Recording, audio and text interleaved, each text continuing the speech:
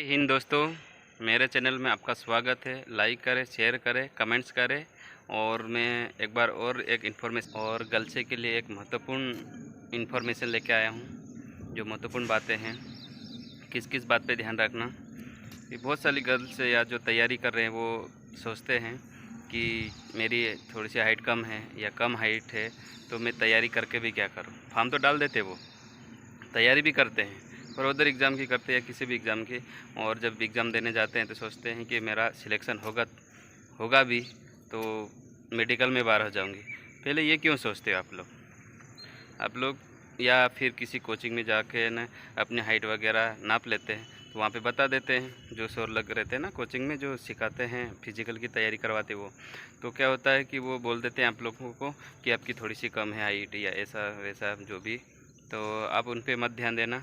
या कोई कोई गर्ल्स ये भी करते हैं कि अपने रूम पे रहते हैं, स्केल जो आता है ना 30 सेंटीमीटर वाले, इससे नाप लेते हैं। या फिर कोई टेप आती है जो कपड़े वपड़े सिलने की, तो उससे नाप लेते हैं, तो मेरी इतनी हाइट। उससे कैसे पता चलेगा आप लोगों को। दोस्तों, जब भर्ती में जाते हैं वहाँ पे जब इक्विपमेंट आता है नापने का, उससे जब नापती होती तब सही शर्ट होती। तो मैं एक बता दूं कि मेरे साथ में मेरे गांव के पास में एक दीदी है, वो तैयारी कर रहे थे एसआई की। उनकी हाइट 155 के लगभग है, लेकिन थोड़ी सी कम लगते हैं, लेकिन 155 है उनके। तो एसआई में 152 हाइट मांगते हैं लड़कियों के लिए एसटी में। तो वो क्या, एसटी हो, ओबीसी हो, एससी जनरल, जो भी गर्ल्स हैं जिनकी हाइट थोड़ी कम लगती है या अपने आप को कम हाइट मानते हैं, उनके लिए मैं ये बात लेके आया हूँ कि आप लोग उन पर ध्यान ना देना और अच्छे से तैयारी करो एमपी पुलिस की। और अच्छा सा पेपर दो। और जब भी, वो तो बात की बात है, फिजिकल की भी तैयारी अच्छी करना उसके लिए भी मैं वीडियो लेके आऊँगा। फिजिकल की भी तैयारी आप अच्छी करो। और जब मेडिकल लास्ट में होता है तब की बात देखा जाएगा, जो भी होगा। लेकिन एक दीदी की बात बताता हूँ मैं। वो तैयारी कर रहे थे एसआई की, और अब एमपी पुलिस का फॉर्म जब वैकेंसी आई तो फॉर्म तो डाल ही दिया। तैयारी कर रहे थे एसआई के, जब पेपर हुआ तो पेपर भी निकल गया उनका। फिर बाद में चलो फिजिकल की भी तैयारी कर, क्योंकि एसआई में भी फिजिकल है, तो फिजिकल की तो वो कर ही रहे थे। फिर जब फिजिकल देने गए तो फिजिकल भी निकल के आ गए। हुआ क्या फिर हुआ क्या फिर जब मेडिकल हुआ तो मेडिकल भी क्लियर हो गया था।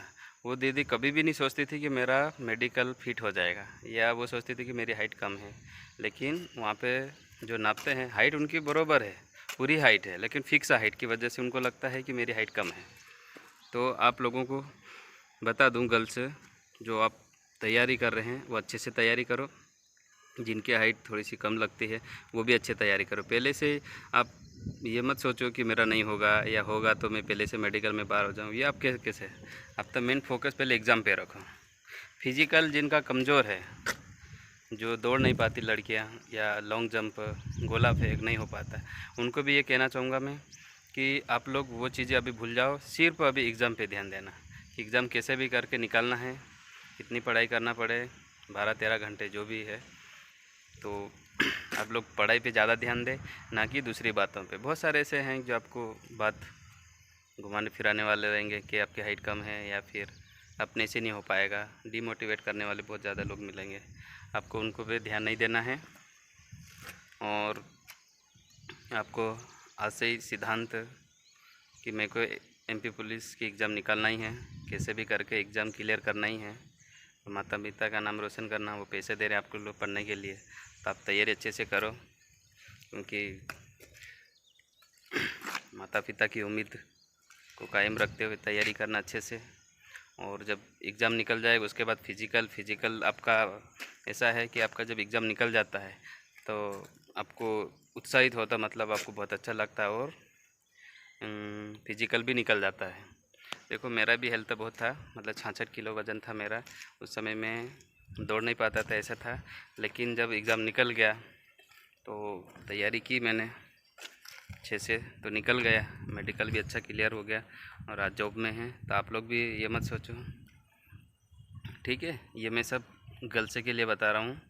और एक बार और कहना चाहूँगा कि आप जो पढ़ाई कर रहे हैं, मैं जब तैयारी करता था ना, तो मेरी जो तैयारी, मैं सुबह 5 बजे उठ जाता था, और बिल्कुल आधे घंटे में फ्रेश होकर रेडी होके लाइब्रेरी चला जाता था। तो 10 से 11 बजे तक पढ़ाई करो, जीएस की तैयारी करता था, मतलब जीएस पढ़ता था।